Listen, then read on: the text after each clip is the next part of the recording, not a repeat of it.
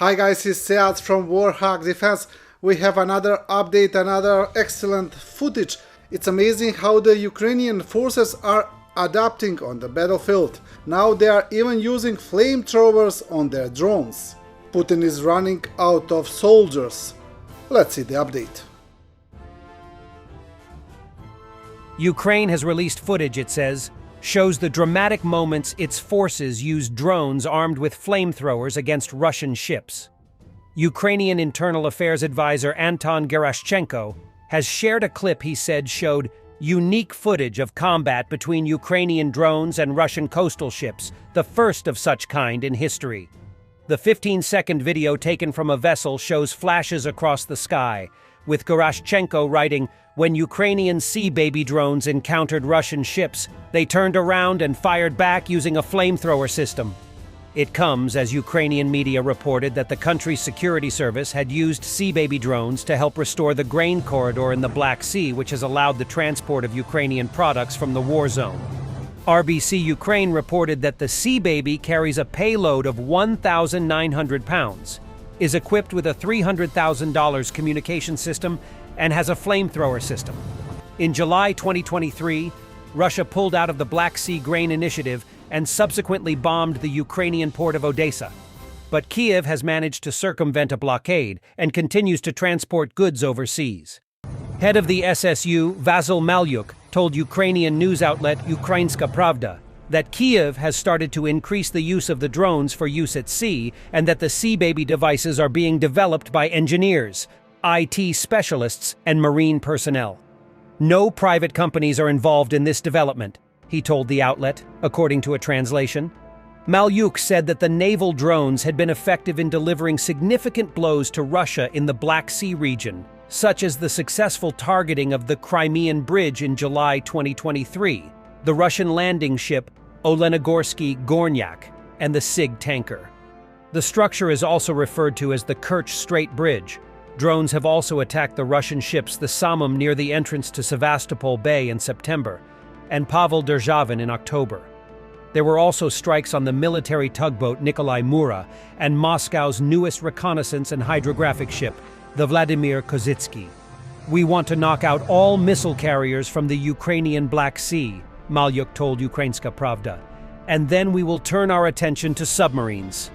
Another drone Kiev is using is the Mamai, a kamikaze drone that can deliver a payload of 990 pounds of explosives to any point in the Black Sea.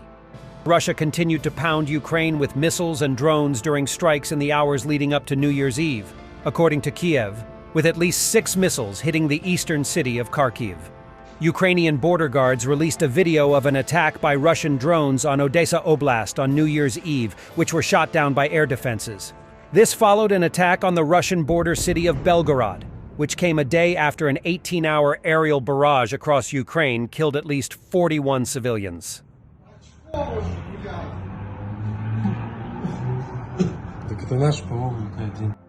On the other stories, Vladimir Putin has admitted that a strike on a Russian city has left him boiling with rage, hours after he coerced thousands of migrants into his army. The Russian president expressed his fury over a recent Ukrainian strike on January 1st, just after his officials allegedly began forcing suspected illegal migrants celebrating New Year's Eve to sign up. Migrants from Central Asia, including Armenia, Uzbekistan, and Kyrgyzstan, often end up as a key part of the labor force in Russia.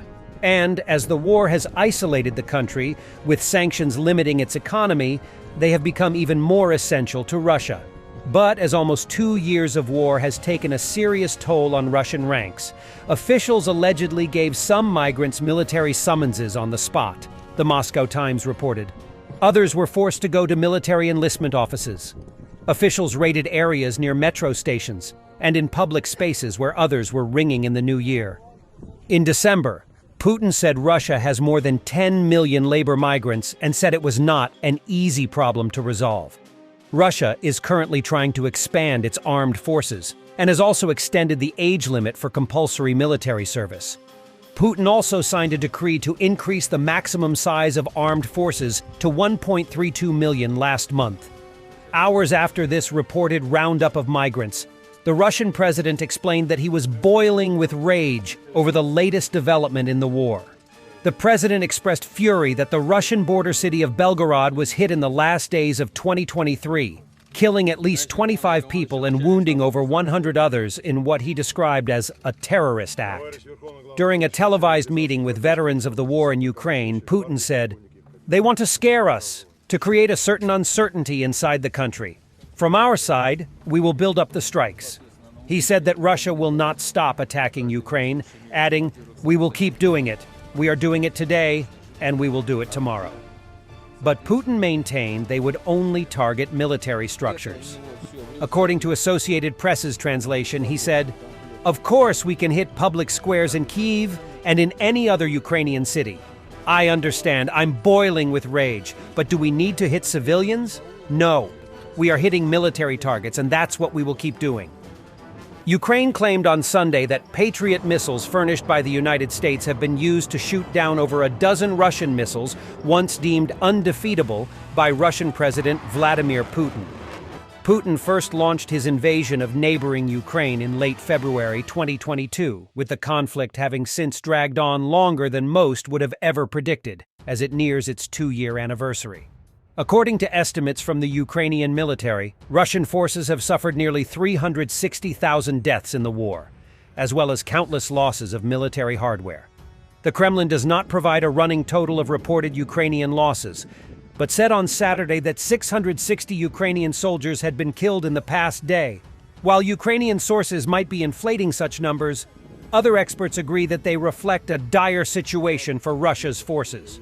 On Sunday, Colonel Yuri Inat, a spokesman for the Ukrainian Air Force, claimed during a newscast appearance that Ukrainian forces had downed 15 Russian Kinzhal missiles in total using the anti-aircraft Patriot missiles, which first arrived from the U.S. in the spring. Patriot is able to down ballistic and aeroballistic missiles, such as Kinzhal, Inat said, as reported by Ukrainska Pravda. The first supposedly unrivaled Kinzhal K-47 M2 missile was shot down on the 4th of May.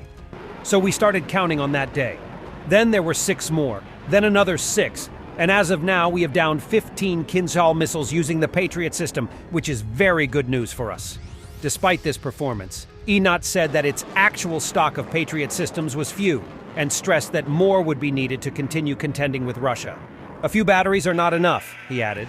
First unveiled by Putin in 2018, the Russian president once dubbed the Kinzhal missiles, also known as Killjoy, as super weapons that would be unkillable.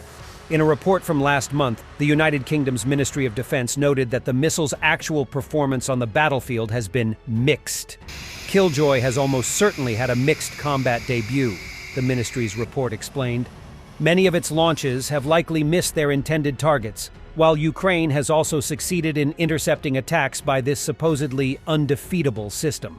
In May, when Ukraine reported shooting down its first Kinzhal missile, the UK ministry said that the development would likely be a difficult one for Russian forces to bear.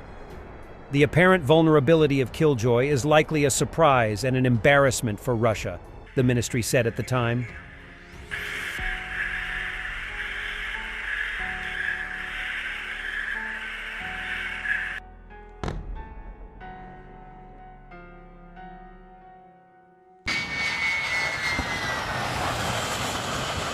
Thanks for watching. If you like this video, stay with us. Another update is coming soon. Like, comment, subscribe, and stay strong. Thanks for watching, and don't forget to subscribe. Also, if you want to support Warthog Defense, please become our member and get early access to new videos, exclusive members-only videos, and become administrator in comment section. The membership link is in the description. Every day. We had a guy last week, it's 6 rescues in 6 days. You know, he's doing the job every day.